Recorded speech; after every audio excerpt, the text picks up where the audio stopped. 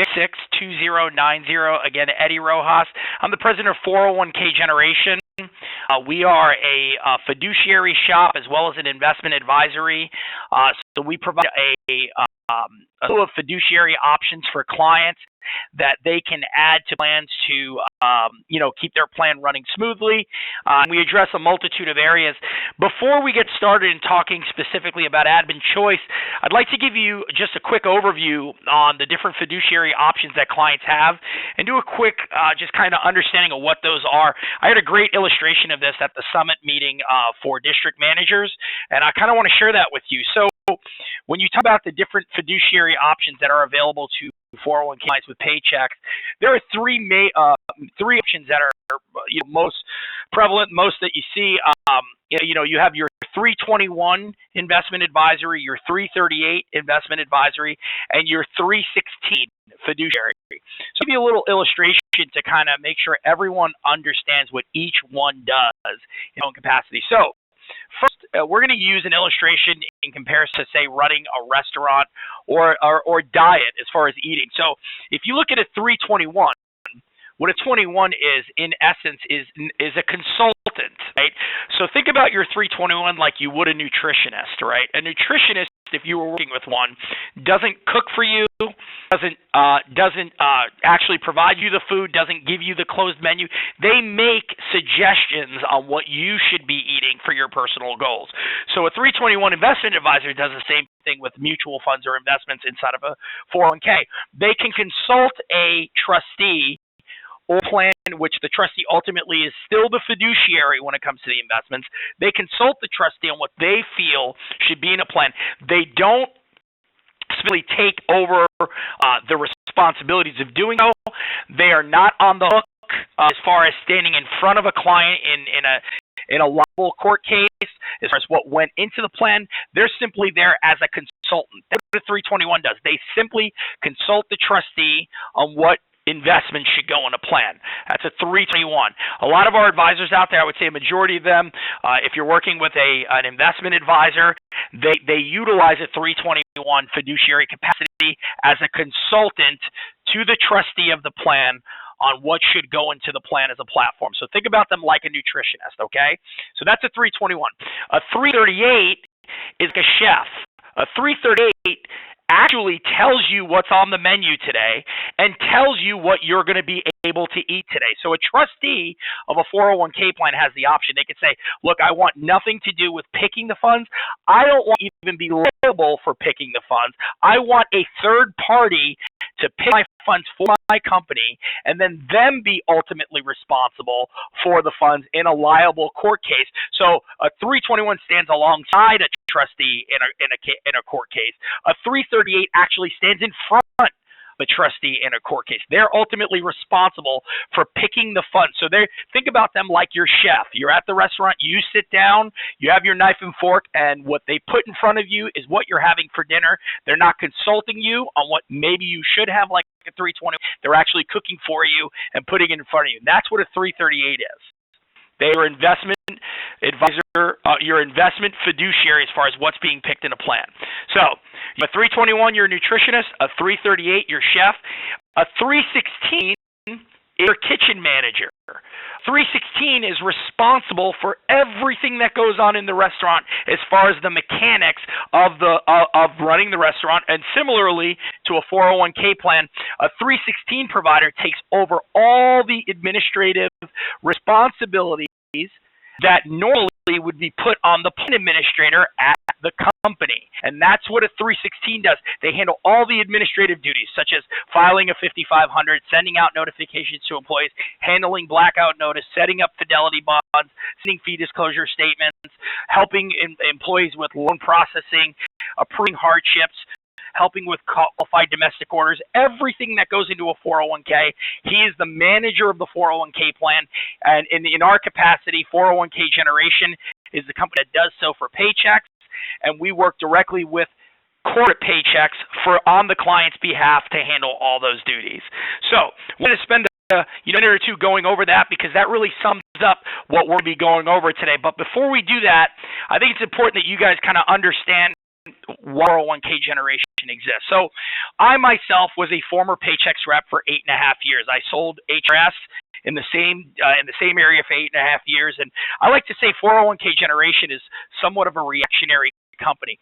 My experience as a sales rep, the day challenge is looked at what my clients that I set up throughout my years in selling HRS, and I said, personally, I felt like we needed to find a better way to do this, a way that improves the client experience, reduces the chance of chargeback for a rep, and ultimately keeps the client happy about making that decision and happy about paying that first, second, and third bill that come out during chargeback period. And so 401k generation looked at the Fidelitys of the world, the Guide Choices of the world, the different platforms that are being sold, and how can we improve process with working on a platform while also improving the client experience. And the first thing we went towards is how do we make sure that the client doesn't have to be involved as far as any legwork in setting up a plan for themselves. So in order to get a good understanding, and I don't take anything for granted, I want to make sure you guys have a clear understanding of what a client typically has to do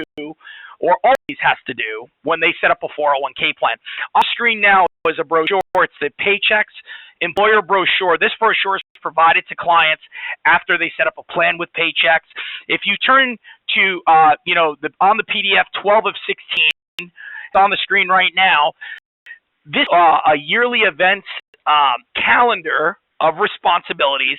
The plan administrator, ultimately it's assumed that the plan sponsor wants to be the plan administrator at a company, is responsible to do on an annual basis when there is no 316 on the plan.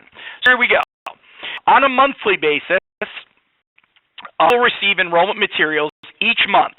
They have to deliver these materials to newly eligible employees. And remember, I assume that this might be new news to every single rep or most reps that I speak with, because remember, when I was a rep, I didn't know this. This is stuff that I didn't realize clients had to do.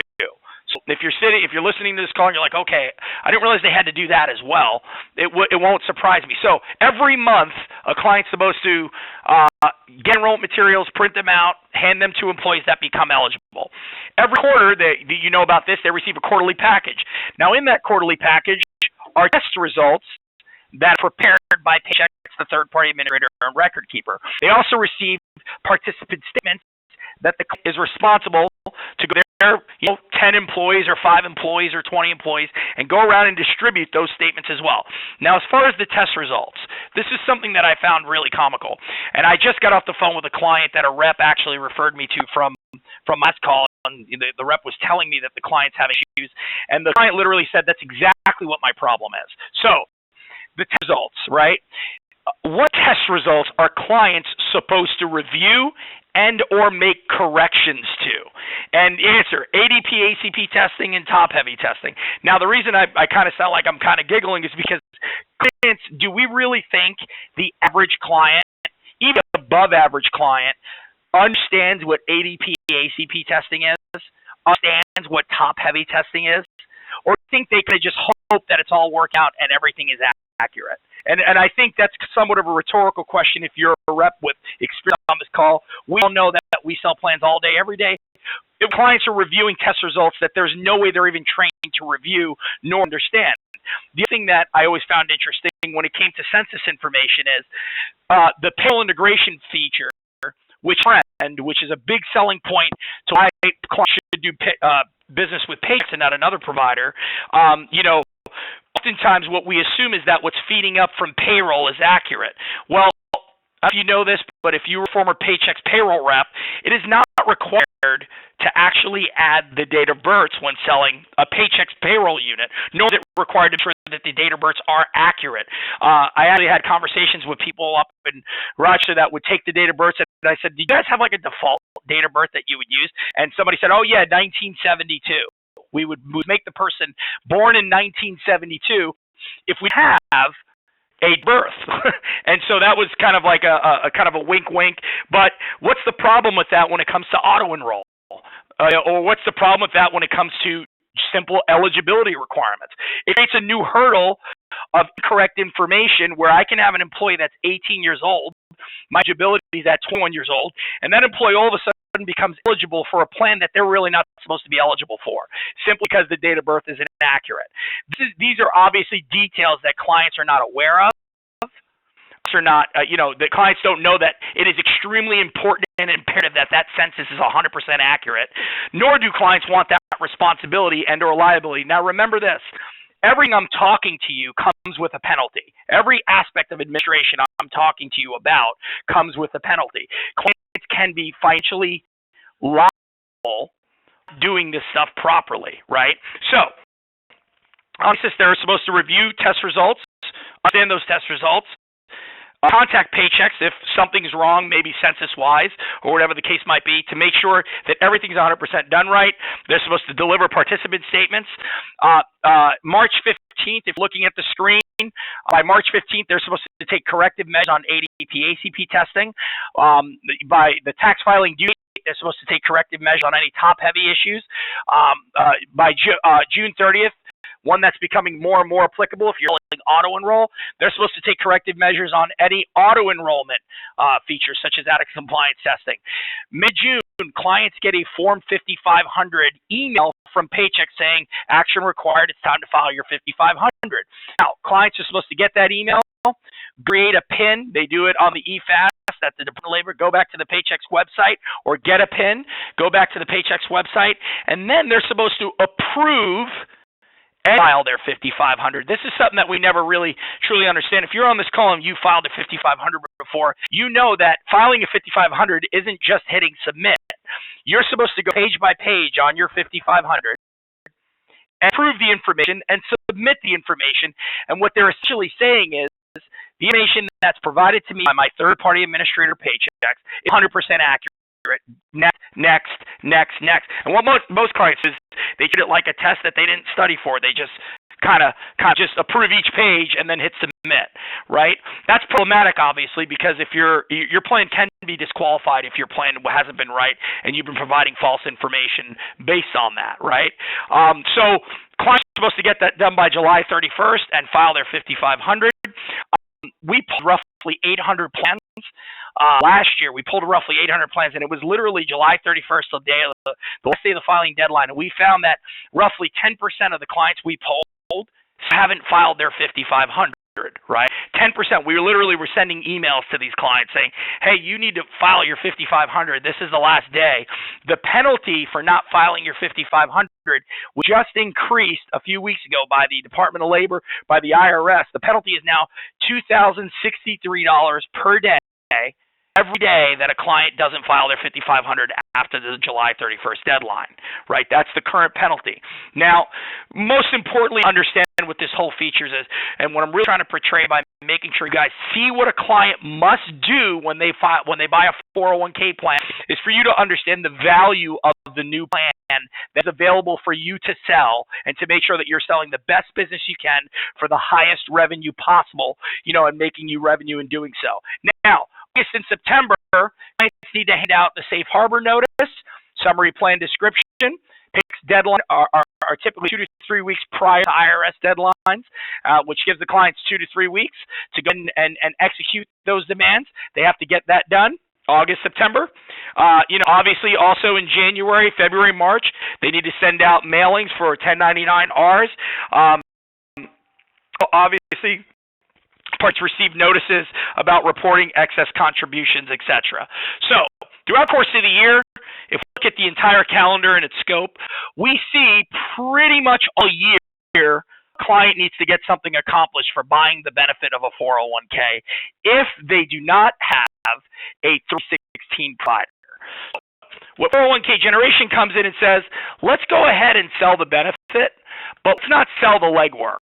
That's what Admin Choice, the new Admin Choice program, is built to do. Essentially, 401k generation comes in and says, let's greatly reduce your plan administration work. Let's take over doing that for you. And we want the client, and I think you would agree, especially during your chargeback period, you would agree, you don't want to give your client a bunch of legwork. You want them to buy the benefit and enjoy the fact that they're able to shelter their $18,000 to $24,000. They're able to grow interest on their money, and they're we want them to feel good about the plan, like I did when I was an HRS rep in selling the program. You don't want to get a chargeback. You want to build value. Again, I look at these clients and I get emails all the time. I just had one, right before the DSM Summit meeting where Paychex sent out, I think it was 70,000 companies received an email that said action required. And, we're supposed to print off that email and hand it to their employees. And my own clients were sending me emails saying, hey, well, do I have to do anything with this? What's this? And they're all confused. And the good news is, because my clients were on the 316 program, I was like, you can ignore the email. It's already been done for you. And what you want to offer to your clients, one, for your own reputation, you want to sell the right business and the best business you can, and two, because ultimately we don't want to put our business at risk. I don't know, if I'm a sales rep and I'm thinking logically, I'm going to try to sell the program that's going to maximize my revenue, right? I can make sure to be successful. I can make sure I'm going for circle minimum in my career, right? I want to try to be the best I can be. I'm also going to make sure that the client have a good experience. I don't want to have to duck if I see somebody in a coffee shop because they weren't happy with what I sold them. I want them to be happy about that, right? So 401k generation steps in. We handle every aspect of notifications to the employees, dissemination of information. We file the 5500 for the client. The client does not have to file a 5500. Paychex prepares it. They send it to 401k generation. We review it on the client's behalf. We file it. We send the client a confirmation number with a copy of their 5500 filed. We handle all hardship reviews for their employees. If an employee has a question, hardship, loan, whatever the case might be, the trustee is normally responsible to review hardship, right? Trustee is supposed to know that buying a new home constitutes hardship, right? Now, I know that people typically know death in the family, right? Termination of employment, different things like that constitute hardship. Many people know, though, buying a home actually does. If you're going to live in the house, that's considered a hardship. So even in the case, and I had a trustee actually say, I actually told him he couldn't get the hardship because it was for a house. I thought that wasn't a hardship. I thought that was a great day in his life. And I said, actually, that is a hardship. And you should have said yes, right? So those are the examples that you used when you're selling against a conversion and they don't have a 316, right? You can look at this, and I hope you're hearing me and you're saying, how can I work this into my sales presentation? If you're selling against a conversion or selling in a conversion opportunity, or you're sitting with an advisor, I would ask the question, are clients still filing their own 5500s? 1990s. You don't even have to do that anymore. 316 provider that Paychex provides will handle all of that for your client. And don't be the last advisor on the block. Your client's still doing things the old way. You don't want to be that person. You want to be the one that went in and educated them by bringing in and letting me add them to the Paychex platform, which will allow them to have a 316 provider and a 338 full fiduciary shop. And your client now has the best plan possible, and you're more likely to keep your client forever. You want to be the first to educate your client. Also, for a startup plan, you want to be able to tell them most providers on our scale don't provide such a robust fiduciary option for us. We protect you as far as the investments are concerned through the 401k generation program. We actually handle all plan administration on your behalf as well. So we're the third-party administrator at Paychex. We have a plan administrator that's ready to work on your behalf to make sure all of your responsibilities are taken care of. So with that being said, there are two ways you could sell us. You could sell us while using another advisor or good choice. The only rule of thumb is utilizing the Mid-Atlantic Trust Company or MATC legacy platform. That's the platform you have to use. You can use both a commission-based broker or a fee-based advisor. This program is called the Alliance Program. Now, Alliance would insinuate that we're aligning with another advisor. We're providing the fiduciary products. Advisor's providing his advisory duties, right? So we come in behind the advisor. We provide all the admin assistance to his client, and we're handling every aspect to that for the advisor on the platform, okay? Now, the Alliance product is one way to sell us. Again, we're providing all the administrative duties for the advisor. He goes in, he picks all the funds, he does the enrollment meeting aspects, he does everything that he normally does, and we provide the administrative assistance for the client, and we partner with the advisor on that platform. Another way to sell us, Elect platform. Select platform is similar to selling guided choice non-broker. Select is you're selling us to provide the admin assistance to the client or the plan administration, the 316 product. We're also going to provide the investment and enrollment meeting if needed. So selling guided choice non-broker, won't have to do the enrollment meeting. You can split. You can give them the enrollment booklets that we provide you. They could do their own thing. And we're here to answer questions just like guided savings. They could call into our office. We could give individual investment advice just like guided savings would do. And you could sell it that way. Option B, you cut the plan. We handle a conference call or web-based enrollment meeting for that client. We collect your enrollment forms. If it's an auto plan, we keep attendance on who hasn't turned in the form. Typically, we have one person at the company collect all the forms for us. By that following Friday, any person's missing, we go down and hunt them down for you to make sure they turn in their form. We want you to feel comfortable selling auto enroll, right? Want you to feel comfortable selling that, so we're going to handle all those details for you. So as you can see, we're not only helping the client, but we're also helping you, making sure you're maximizing your revenue. We also get a very high level of participation. I'd say roughly 80 to 90% participate in our enrollment meetings because, again, we're used to doing this. We manage quite a few plans with Paychex already, roughly about 1,100 plans nationwide, and we've been doing them all day, every day for a very, very long time. We handle the enrollment process. We handle the seek and enroll for auto enroll plans. We want to get out there and make sure that they get their forms in. We provide the client monthly commentary newsletters on market conditions, and we have custom investment portfolios. Now, this is going to be music to your ears if you've been listening to what people want on the street. So this is our enrollment kit on the screen now. Our enrollment kit, we obviously give the Paychex information. Go to paychexonline.com to access your plan. The Paychex interactive voice response system number 24 hours a day. On the bottom of it, we also provide a toll-free number. We also provide, obviously, an email address for emails. We even provide a text line. So they love this. Clients love this. Their employees don't have to get on hold, wait 10 minutes, listen to beautiful music, then get somebody on the other line that doesn't know who they are. If they have a quick question, they could just text us. Call us or text us or email us. That's something that you're selling as a benefit to you now. You know, most Fortune 500 companies don't do it this way, and it's beautiful that we do because we want to make employees' lives easier, which ultimately makes your client happier, which makes your plan stickier. And really our goal is sell the best program we can. So our investment enrollment kit obviously includes the risk tolerance quiz that you're very acclimated with. You've probably seen before in enrollment materials.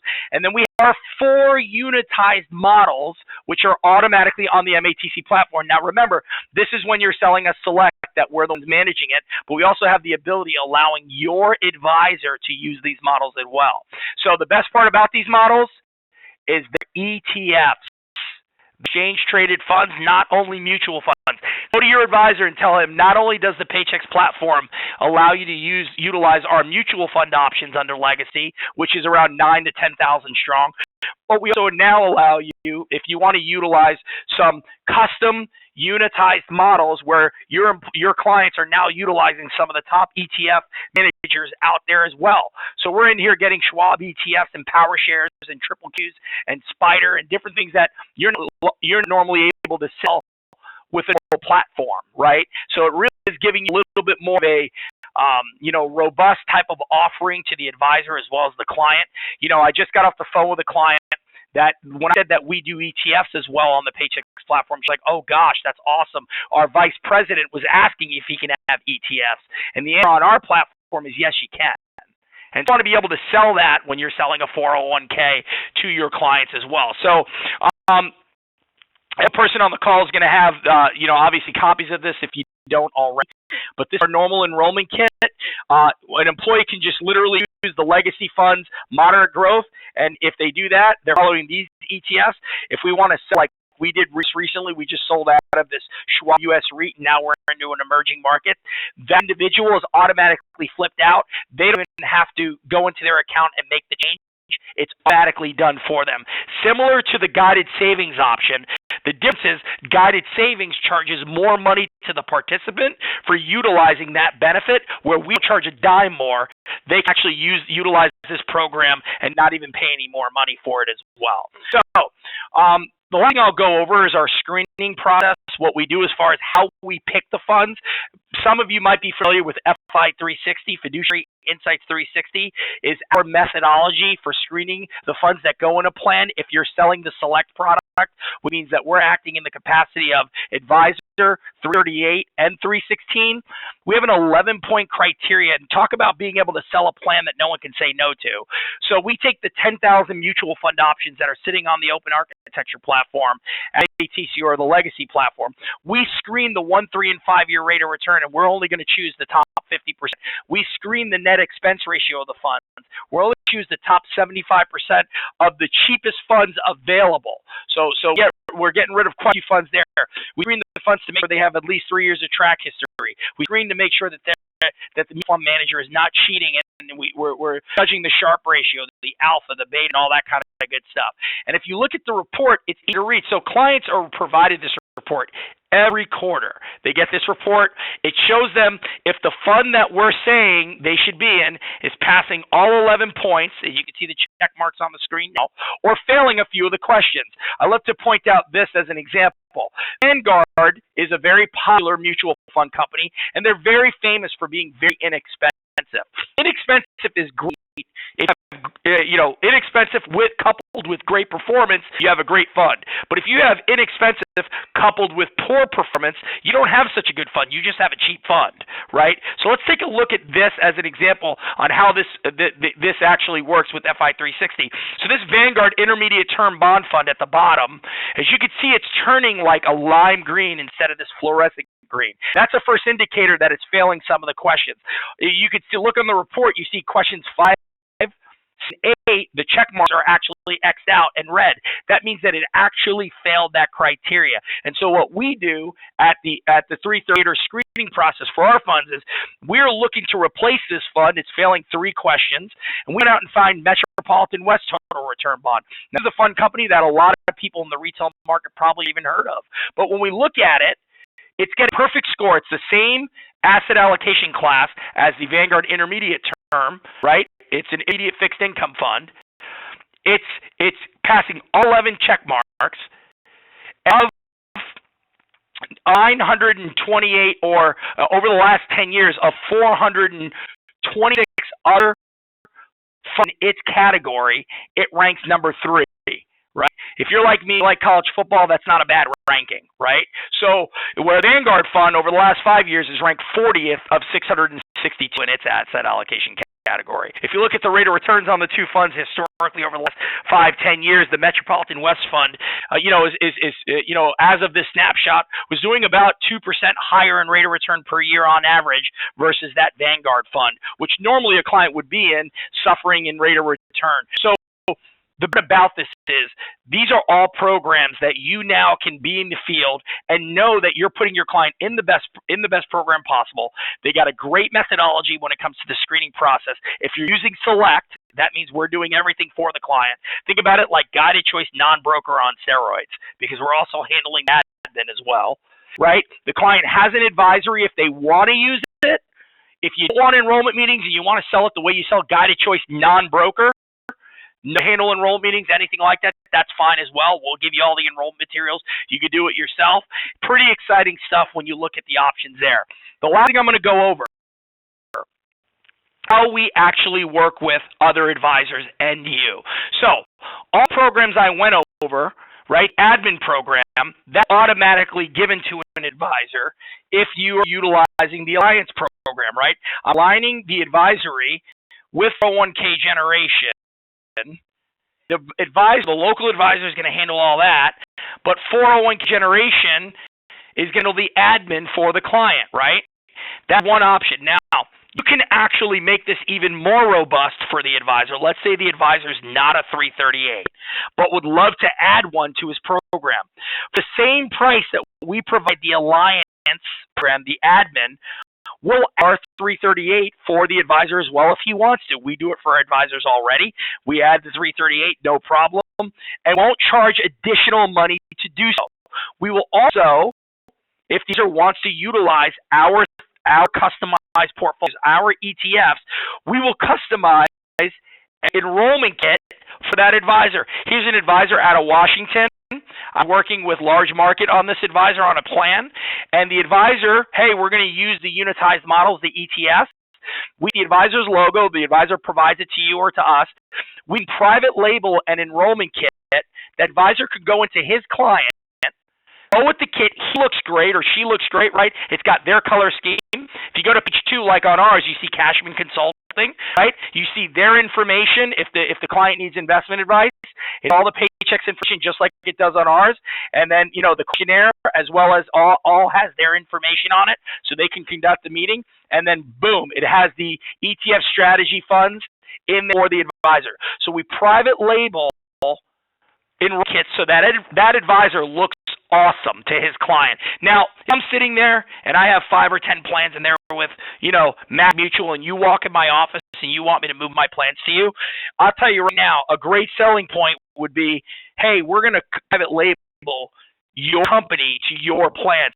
It's kind of ridiculous that you give your plans to Mutual of Omaha, and when the client buys the 401k, they bought it from you. They bought it from Cashman Consulting.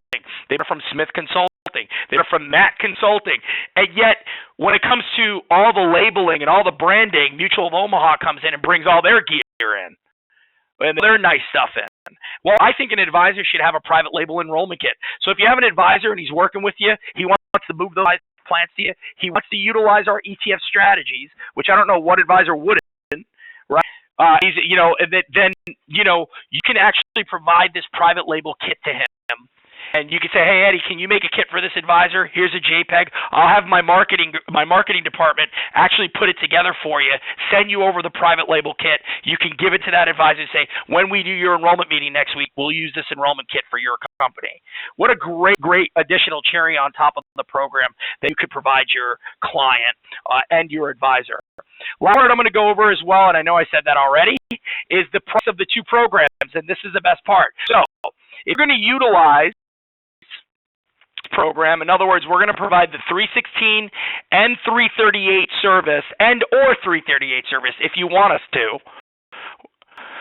It's on an 11-tier fee structure, which continually gets cheaper as the plan grows. Now, I just spoke with a client that wants to switch from Guided Choice non-broker, what they were originally sold a few years ago, over to us. One of the features that they loved is that we get cheaper as the plan grows. Guided Choice, if the plan gets to $1 million, Guided Choice isn't tiering their fees. They're not getting cheaper as the plan grows. So eventually they become too expensive. Our platform on the Alliance program, when we're partnering with another advisor, starts at 55 basis points to the 99,000, then goes to 50, then goes to 45, then goes to 3, and continue to get cheaper. If you sell Fidelity Fixed, Fitch should insinuate and let you know the price is fixed. The plan is not getting cheaper. It eventually will be too expensive, which ultimately leads to clients getting shopped, right? And that's if an advisor doesn't walk in and educate them up front during that 90-day chargeback period. You want your plan to get cheaper as the plan grows. That way you always keep yourself in fair pricing structure for the client. So Select providing 316 and or 338. This is the tiered fee structure. That's Alliance. Select, put that in for a second. Structure, because there is an advisor attached to the account, the advisor needs to be compensated, starts at 99 basis points and down from there. So Select is at 55, Alliance is at, Select is at 99, Alliance is at 55, and they both tier down. The goal here is to actually get cheaper as the plan grows. One more thing, let's go over your revenue. I priced this out with one of our groups, and I loved it when we went over the entire revenue structure of this and how this affects your bottom line. Now, selling Admin Choice, you get additional $300 in revenue. The plan is priced at $175 a month on Legacy, which puts which increased your revenue an additional $300 per deal that it's sold on. Which I took that at selling roughly 70 plans in a year. If you sell 70 plans in a year, you're going to make roughly around $22,000 to $25,000 more in revenue, just for selling the Admin Choice program with your plan. So $300. Let's work out the math together since I got the calculator right here. 300 in revenue times 70. $21,000 in revenue addition added to your bottom line for the year. Now, I'm a Paychex rep myself. If I knew I can add another 21 grand in revenue, let me tell you what that means to my May. I'm not running around trying to catch into the top 10. I've been there. I've been in the top 10, in the top 5, and fighting with the guy in another state, and we're neck and neck. It's key that you maximize revenue per deal. You deserve to, as long as you're selling the best product you can, right? So if you couple admin choice, the ROC fee, right, and auto enroll, $1,800 setup fee, your average revenue per unit, your ARPU is at $4,400 per case. $400 per case. If you sell 70 plans at $4,400 per case, for the year, 400 times 70, $308,000 in revenue for the year. Awesome. So at this point, I'd like to open up for some Q&A, and hopefully you have a couple of questions in there from that presentation. Yeah, Eddie, thanks. That was awesome. Guys, jump in whenever you want. Just out of curiosity, what's everyone think so far as we just kind of went through that? I know Eddie was far more detailed than I was when we first kind of went through it. Love it. I like the non-broker, the Lex platform. How much do we charge the client for that? It's $175 a month for Select as well as Alliance, same price. The Select platform gives you the option of, running the enrollment meeting like you would for Guided Choice non-broker. I give you the enrollment material. You can use the same materials in every meeting, so you can kind of customize how you're doing things, or we can run it for you via webinar or conference call. You have some great advisors. We have 7 advisors on call, ready to run the meetings at any time.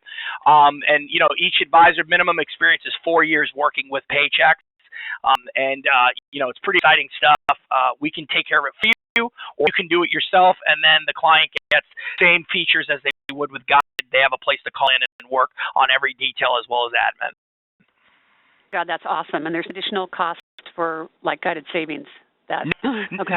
No additional cost at all. That was one of the caveats when we built out 401k generation over the last 7 years. We really analyzed what every other provider was doing, and we wanted to be better. We see how we can make this better, and the fact that they're charging participants for additional help, I was like, well, why would you have to do that if you're already making money off the brokerage side? And so we decided to eliminate that. Yep. Okay. Great. Great question. Yeah, I know we're not quite there yet, but how do we sell this today? I know, D75 has sold 4 of these in the last couple of days? Yeah, they sold 4 right away. I'm going to have my assistant, Jose Salinas, send out an email to Matt right now with the instructions on how to sell the platform right now, because you could sell it today.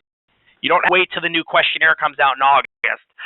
We're able to sell it now. We've been selling it for a few years, actually, in beta tested markets.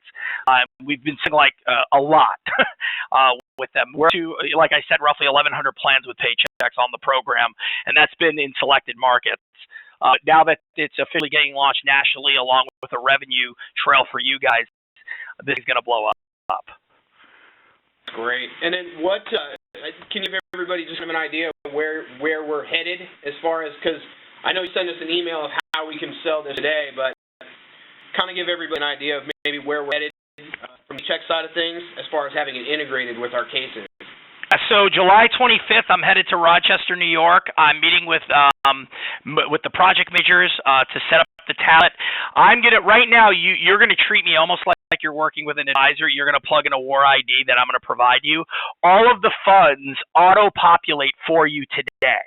So you put me on a case today and you type in our WAR ID, this is the only rule of thumb. You select MATC, you select fee-based advisor, You plug in, you say guided savings no. You have to say guided savings no. You got to make sure before you plug in my War ID, which will be in the instructions, guided savings no. Then you put in 448645, which will be on the email as well. You sit there, your tablet's going to be thinking for about 2 minutes. It takes a little bit. What's happening is the tablet's putting in all my funds. It's also putting in my unitized models so that you can have the ETFs right now. Tablet already auto-populates all this. It's just that it's not in a button format where you're clicking one button and it's there. So that's the way you can use it now. When the tablet updates, and Lonnie was pushing for an August launch for the program, and I'm trying to get right behind that and making sure corporate stays on task to get it done. It's going to be 2 questions. You're going to say, are you going to be utilizing guided choice? The answer, not guided choice. Are you going to be utilizing 401k generation? Yes. Are you utilizing the select or the alliance platform? If you check select, everything is done. It knows what to populate. If you check alliance, you have to type in the War ID for the advisor you're working with on platform. That's awesome. Yep. So it's a step process similar to utilizing, say, a Fidelity platform. Yeah. And let's not, Eddie, we won't hold you to any of the dates. I know, sometimes they take a little bit longer to get done, but I just wanted everybody to get an idea of what kind of works and things like that. So I appreciate you doing that. Absolutely, guys. Hey, you guys all have my cell phone number. It'll be resent on that email.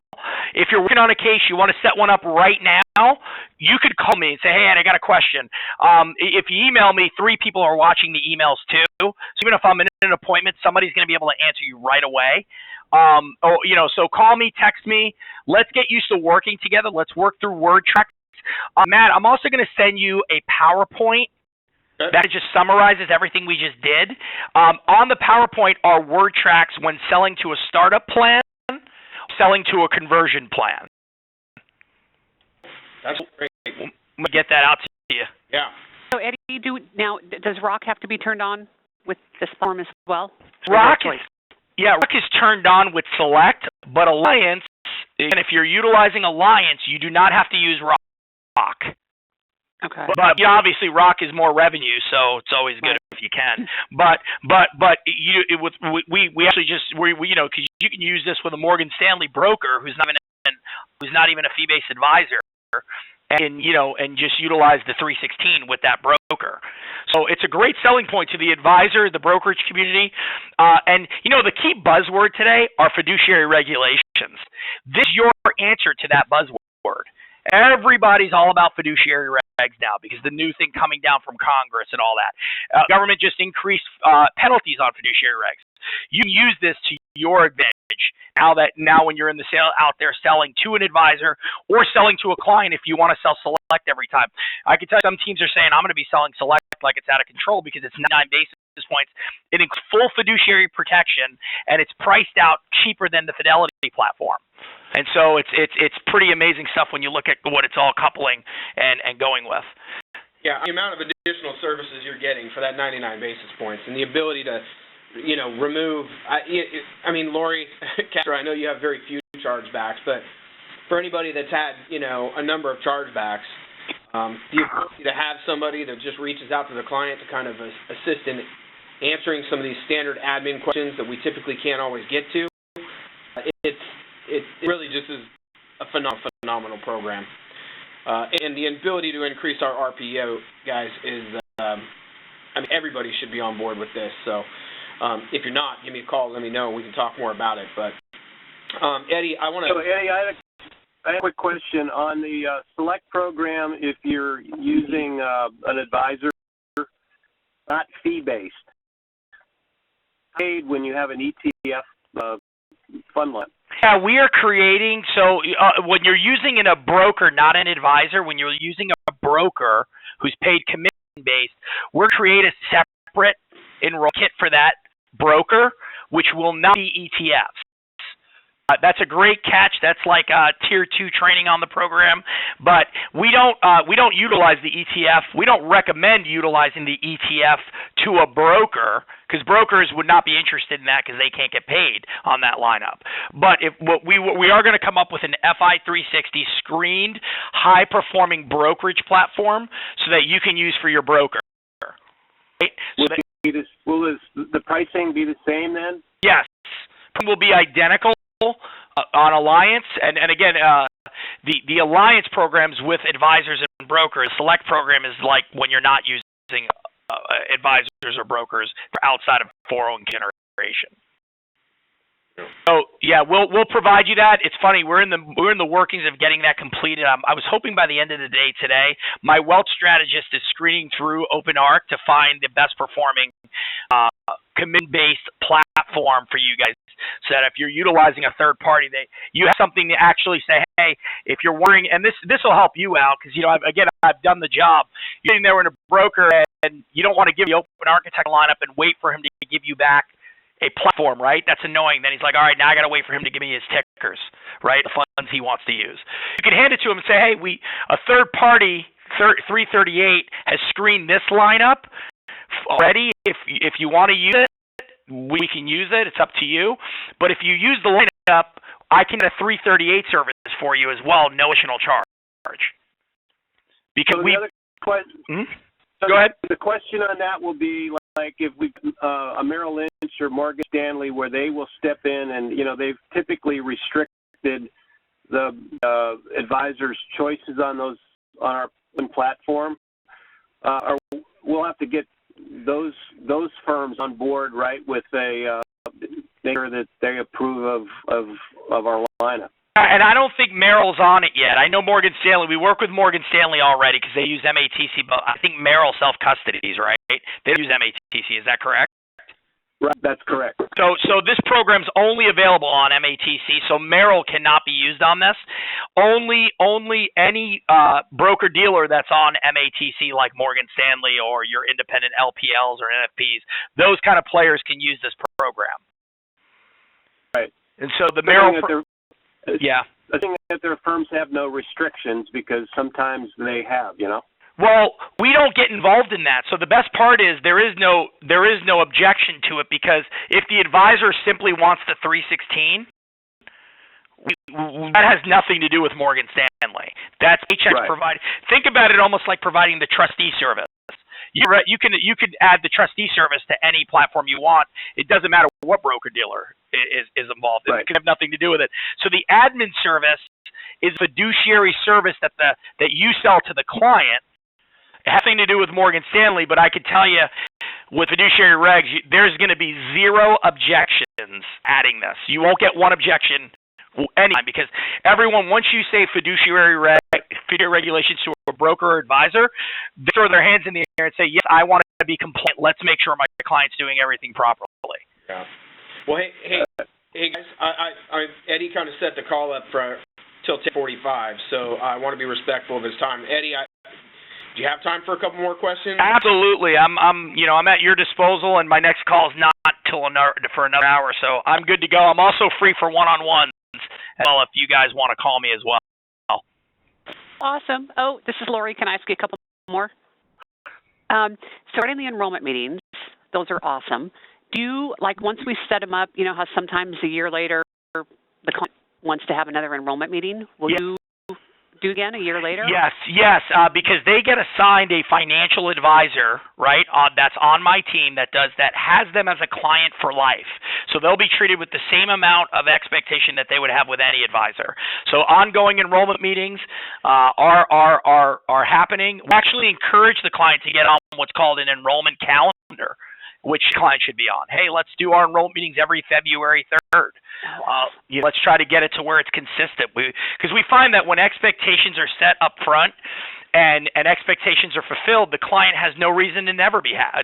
They have no reason. They'll always be happy if that is clearly defined. So I tell my advisors, hey, part of your job description is have a task. Get the client on an enrollment calendar once a year. We do it at this time. And then any eligible employees that become eligible, the best part about it is because they're on admin choice, we're reaching out to that employee with a congratulations email saying, congratulations, you're now eligible for your company-sponsored 401k plan. And attach the enrollment kit along with the Paychex enrollment form. Please reach out to your financial advisor, Brad Weiss. His number is at your earliest convenience to go over your investment allocation. We'd love to get you enrolled. Oh, that's really cool.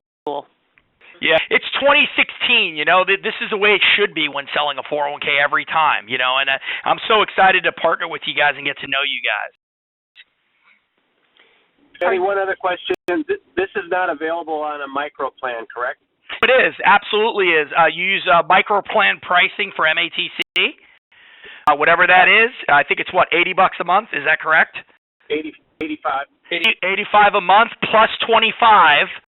When the tablet gets launched today, it's only 85 a month, right? You don't even have to add the plus 25 yet because the revenue stream isn't there.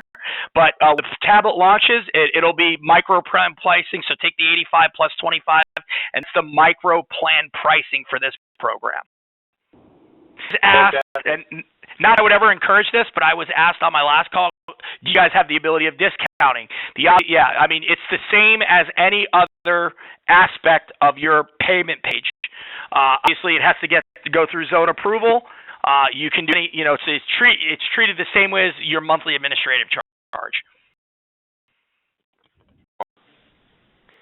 So can you provide, how in the guided fund, you have that one page that we show the client that kind of gives you just a one-page performance. It keeps it simple. Yeah. Are you for something like that? Yes. Do you have the attachments that I went over today, the 5 attachments so far that we went over? Yes. Okay. By this afternoon, Matt, and I strongly encourage each of you on this call, shoot me a text message with your personal information, like your cell phone, your name, and your email address with Paychex after this call. And I say text message because I want us to open up a thread together, because you're going to be on a call and you don't have time to call or email and you just want to text a question. So shoot me that, and if you need anything like that, I'm going to be providing that today. We're actually working on the one-pager. Group out of Dallas asked us for it yesterday, so we're actually going to be producing that today. A one-page snapshot. It's going to include name of the fund, ticker symbol, 3, 5, and 10-year rate of return, as well as the Morningstar rating per fund. That you have a one-pager that you can put in your Slick and you can show, client.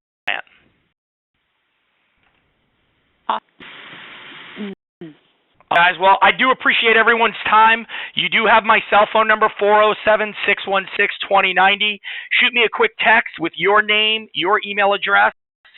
If you are asking me for anything specific, go ask me. I'm going to save your contact info.